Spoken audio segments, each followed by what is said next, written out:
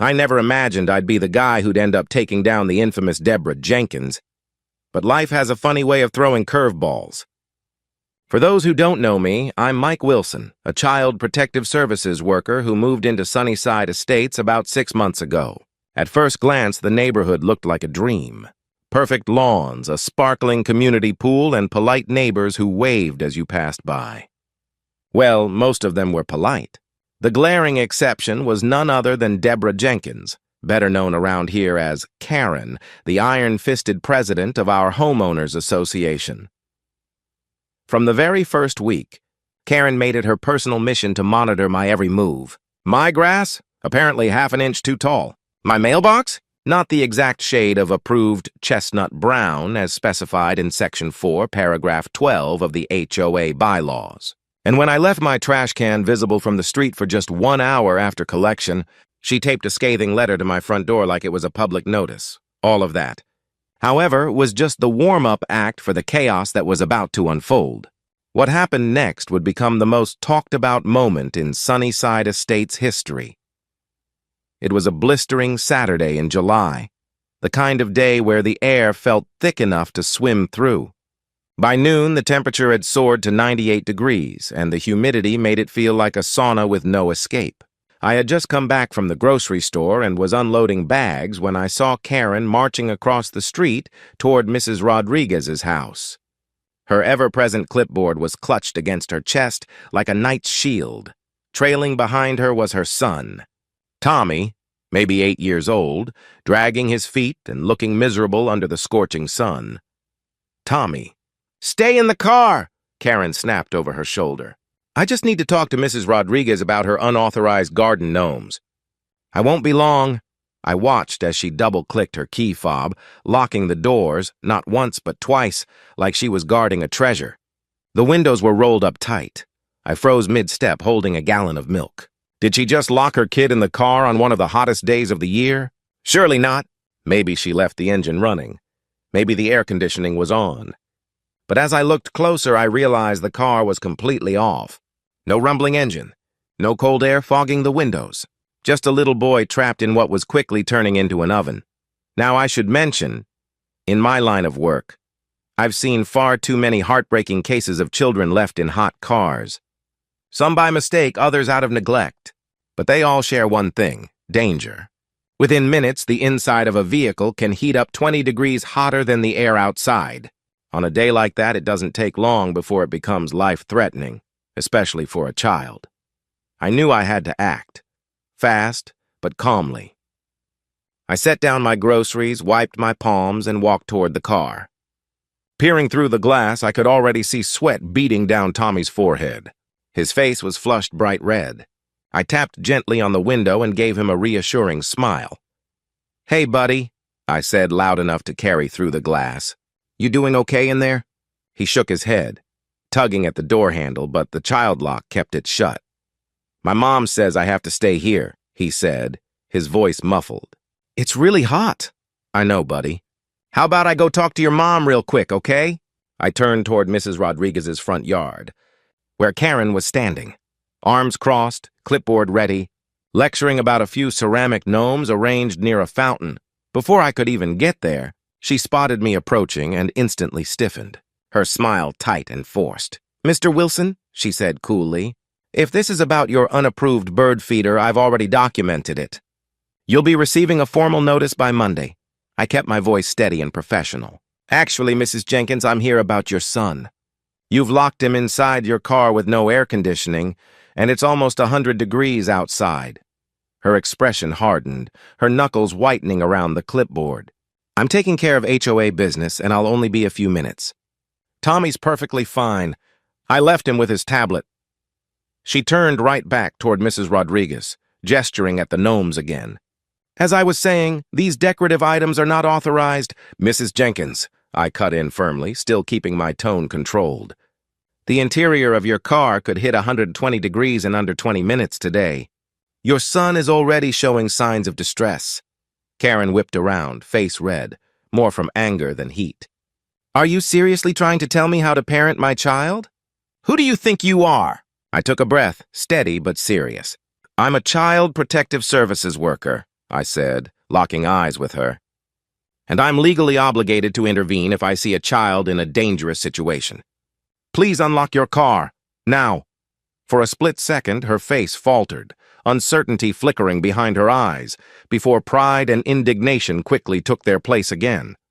This is ridiculous. I know what's best for my son, Karen snapped, crossing her arms defensively. This will only take a few more minutes, and he's fine waiting in the car.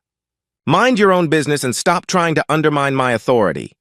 That phrase, my authority, told me everything I needed to know. Karen's HOA presidency had warped her sense of control. The lines between community leadership and personal power had completely blurred.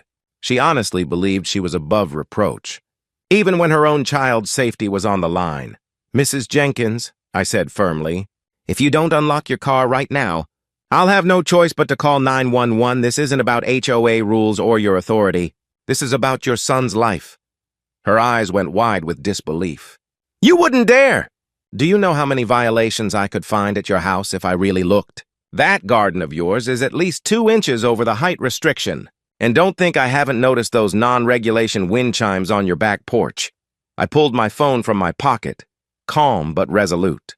Mrs. Jenkins, I don't care about wind chimes or garden heights right now. Your son is locked in a car that's quickly turning deadly. And that's my only concern.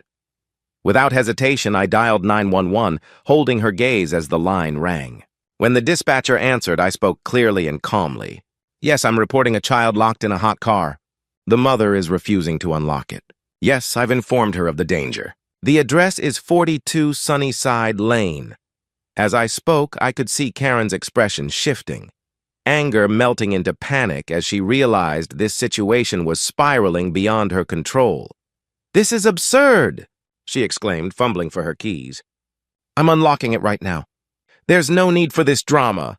She jabbed at the unlock button with trembling hands until I heard the car's locks click open. I thanked the dispatcher and hung up, informing Karen that officers were still en route as required by protocol.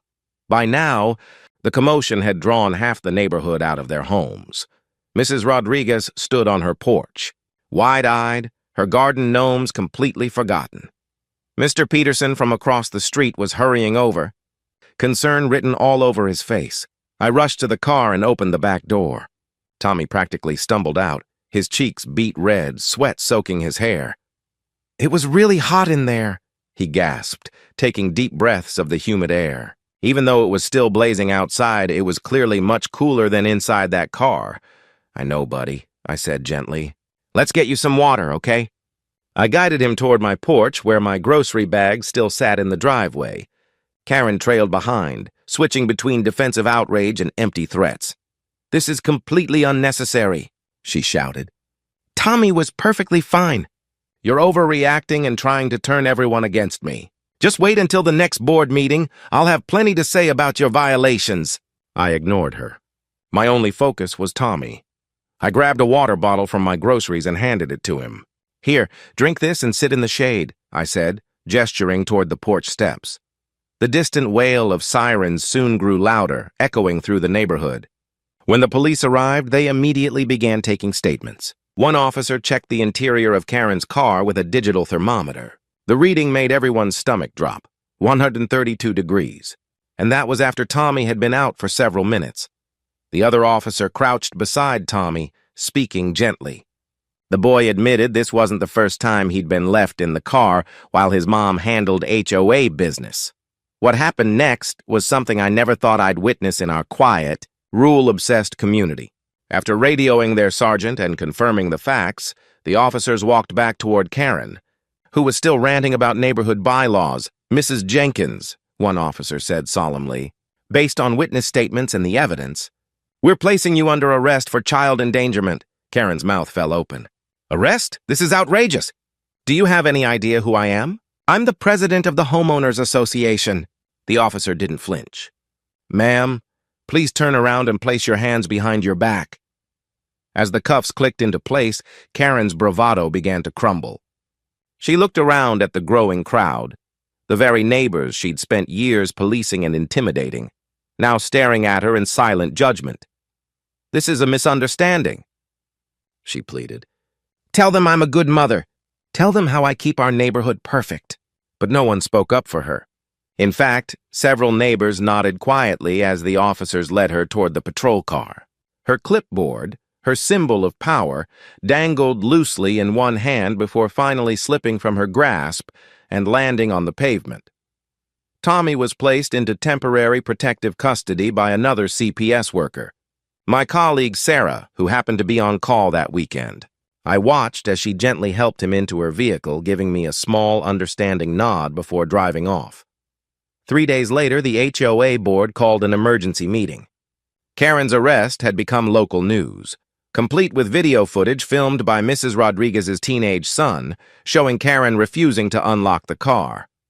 The board wasted no time. By unanimous vote, Deborah Karen Jenkins was officially removed as HOA president. The final blow came the following week at her arraignment.